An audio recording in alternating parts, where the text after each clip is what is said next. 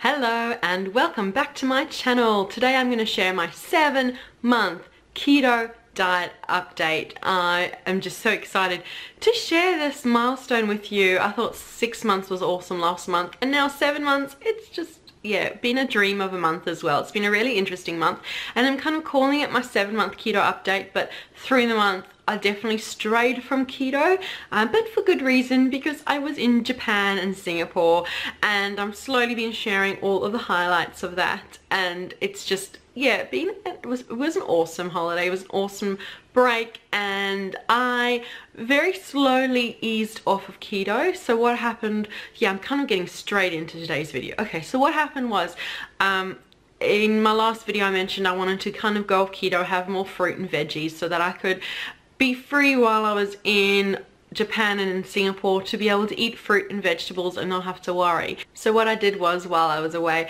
I did that. I had more fruit, I had more veggies, and then kind of each day as the days progressed from one to the next, I also had more other foods. And I didn't have bread, I didn't have dumplings, I didn't have ramen or anything like that, but I would have little bits of chocolate or whatever my mom was having. I had little bits. I mean, by the time we got to Tokyo, which was our last stop, I was eating definitely not normally, but definitely more low carb, high fat, with other bits thrown in. I think they say the 80-20 rule. That's kind of what I was doing. 80% was low carb, high fat, and the other 20% was crazy. It was foods that I'd never seen before, and I just thought, you know, I'm on holiday, I'm not going to go crazy as long as it doesn't make me feel awful. That's what I was more concerned about. I was more concerned about feeling awful while I was on holiday than I was about what the scale said when I came home, but we'll get to that in a minute. Probably the highlight of all the food was this spectacular ice cream that I had with my mom in Tokyo. She went I found it while researching things to do in Tokyo. It's an 8-layered ice cream. It's insane. I'll maybe pop a little clip in a second, right here, so you can see the madness.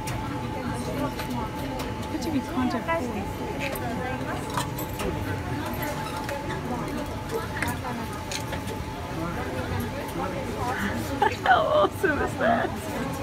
That's what we came here for. I'm getting scared. Oh, it's melting. Keep it thread, please. Straight up. So yeah, there are 8 flavors, lovingly prepared, and my mom, even though my mom is teeny, she was quite into having the ice cream, but I really wanted to try the flavors. I'd heard that the flavors, it really is such wonderful flavor and such true flavors. So I definitely had a taste of the ice cream, trying the different layers and seeing what they taste like, and it tasted amazing, and I have zero regrets because I've never tasted ice cream like that. That was really to be said for the food in Japan. If something said it was strawberry flavored, it tasted like real strawberries, not artificially flavored. Everything there was just so whole, so real. I found I could cope with dairy, where at home I haven't been coping with dairy. That was the other food that I strayed with. I probably had a little tub of yogurt every day. I have tried all different flavors, orange flavored, I had different berries. They had a 10 different flavored yogurt, and I was quite happy having it and knowing that, yeah, there'd be a higher level of sugars, but it was yogurt. And also the steps we were taking while on holiday. My mum was wearing a Fitbit, and we were walking something like 18,000 steps a day. So I knew I had to get more calories in. I knew I needed more food or I would end up in trouble. And I just found having something like yogurt while I was out and about, yogurt became a staple for me every day. And going to convenience stores and just finding a whole range of food. I've shared a convenience store video as well, which I'll leave a link to. It was just such an awesome array of food, and I just felt that I ate intuitively, which is how I'd always wanted to eat. And I'd always talked about intuitive eating before keto. I thought, yeah, I'm just going to eat to hunger, and that's what I'm going to do. And that's what I did while I was away, and I didn't really think too much about, oh, what's the scale going to say, or I'm cheating, or I'm doing this, or I'm doing that. It was none of that. It was really just, I'm in Japan. When am I going to be in Japan again? I'm going to stick to foods that make me feel good, and I'm going to just try others, little bits here and there, and what happens happens. And I felt good. That was the thing. At home, anytime where I've coloured outside the lines, as they would say, where when I've eaten any foods which are not low carb, high fat, I feel awful. My stomach hurts and I just feel awful. I didn't feel that way in Japan. So as I said, maybe it's something to do with the quality of the food there. But anyhow, I ate as I ate, mostly sticking, as I said, to low carb, high fat, as you'll see in the videos that I've been sharing. And it was just awesome. And so, saying all of that, when I came back home to Australia, the morning after I came home, I was curious to see how much weight did I put on over just eating, and I was curious to see what the scales would say. So after 2 weeks of being away and just eating and not thinking about it, I put on a total of 0.2, yep, 200 grams. I put on 200 grams with all of that, with the ice cream. And if I'm completely honest, yeah, I didn't have ramen, I didn't have anything in Japan, but on my very last day in Singapore, I had a little bit of noodles. So I had this amazing chicken dish and it had noodles underneath, and I even said I wasn't going to eat any, but I'd had the chicken and I just thought I'll just have a few chopsticks full, and I had maybe 3 or 4 chopsticks of noodles, and I felt fine having it and doing that. But that was really all the noodles I had the whole holiday. And so yeah, I had foods I haven't had in so long, but it was kind of a gradual move towards having less keto friendly foods as the time went on. I didn't go and have a carb fest from day one. And so yeah, I put on 0.2 and then I weighed myself the next day and I'd actually lost half a kilo. So I lost those plus another 0.3. So I lost half a kilo, and yeah, so my total for 7 months, I can't remember what I had said for 6 months. I was going to look it up before filming, but yeah, didn't. My total for 7 months on keto or off for the last month is 16 kilos, which is I definitely know right now I'm at the lowest that I've been in forever. And it feels awesome, amazing. I'll leave a blog post down below with more information, and I might stick some before and after photos, though I haven't taken any after photos, but I do have a couple of photos I took on holiday which I look at and I feel awesome in, so I might share those in the blog post down below. And so moving through this video, I've got so much in my head. I never script these monthly videos. I just talk and talk, and I have kind of things in my head I want to say, and it all comes out at once. Okay, next point. Non-scale victory. So what happened, there were a couple of amazing like aha moments while I was away. The first one being, it's kind of like these monthly updates as well are TMI updates, because I shouldn't be saying these things on the internet, but anyway I do. Okay, the first non-scale victory was I fit in the airplane seat. That was huge for me. I didn't need an extension seat belt. Again, cringe, can't believe I'm saying this. Since my kids were born, every time I've traveled, as soon as I sit down, I don't even bother doing up the seatbelt. I call a flight attendant over and say, can I please have a seatbelt extension, because the seatbelt just won't cover all of this. And so I was curious to see how it would be, and I sat down and I could do my I fit in the seat and I could do my seatbelt out and pull it. There was also a bit of room, which like I was so excited. And my mom, I've traveled with my mom, and she knows what a big deal that was for me. And before I even started keto, when we'd booked this trip, I was dreading the flight because I thought I'd be taking up half a seat.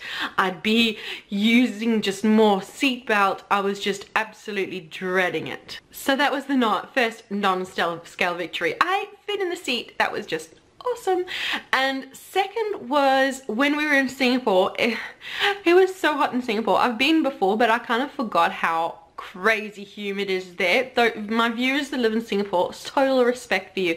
I don't know how I would cope with that weather. I was struggling. I was struggling with the heat, so much so that I wore a sleeveless dress, which I never do. I live in dresses, but there's always a top underneath, on top, in between. There's always extra layers. And I was so hot that I just thought the day when we were out and sightseeing, I'm wearing a dress without a top underneath, and I might even pop a little picture of it over here to show you. I was so pleased with myself that I wore a top with a sleeveless top. It was awesome. I felt so good that yeah, I hadn't had the confidence to do that in so long, and I still have work to do, definitely, but I felt normal going out and about, just wearing wearing a sleeveless dress without thinking people are looking at me and just thinking, oh my goodness, cover it up, women.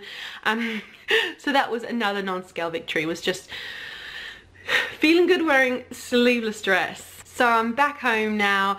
I've got this awesome Japan trip and memories behind me, and now is the tricky part of getting back into keto. I know I've filmed a video of what I eat in a day getting back into keto. I'm not sure the order, whether I've shared it already or if I'm going to share it after this video, but I'll leave a link down below as soon as it's live and in the information cards, so you can check that out. I'm getting back into it. I'm trying my best. I have to say my weakness is chocolate, because I did buy a bit of chocolates while I was away, which maybe I shouldn't have bought quite so many, but I found a few different brands which tasted good and which, as far as I could read, had low-ish carbs, but they're these teeny little packaged chocolates that are just so easy to eat and eat by the handful. So that's kind of has been my downfall, is every day I'm waking up and saying I will not eat chocolate today, and yeah, it doesn't quite happen. The rest of the day's been fine. I haven't felt like going to bread or noodles or pasta or any other carby things. I've got back into having my eggs to breakfast, salad for lunch, meaty dinners, just straight back into it. I love the keto way of life. I love how it makes me feel. Aside from feeling mostly good while away, I've had a couple of things, like my teeth have been feeling not so great as they were when I was pre-keto, before, when I was eating like all the sugar. And I haven't been sleeping quite as well, which also is something that through keto I've been sleeping awesomely lately. I've been waking up through the night and just have been struggling. So I definitely look forward to being 100% back into ketosis, and it's just going to take time, I suppose, to get my body back into it. But again, no regrets. How often am I going to Japan? That may have been the only time in my lifetime. So I ate what I ate. It's done, it's over. I just got to each day wake up and do my best to keto and to move forward and to, yeah, continue this lifestyle, which I completely love. And I've still got, I'm trying to work out how many kilos I still want to lose. I've still got about 20 kilos. So I've lost 16. I could do with another 16 to 20. So we're kind of the halfway point, and it's taken me 7 months. If it takes another year, so be it. I'm not bothered if I lose a kilo or 2 kilos a month, as long as you will join me on the journey as I am going through all the ups and downs and all the wonder of keto and I've got so many ideas for meals. While I was away, I kept a notebook with all things. I've got some recipes I want to test.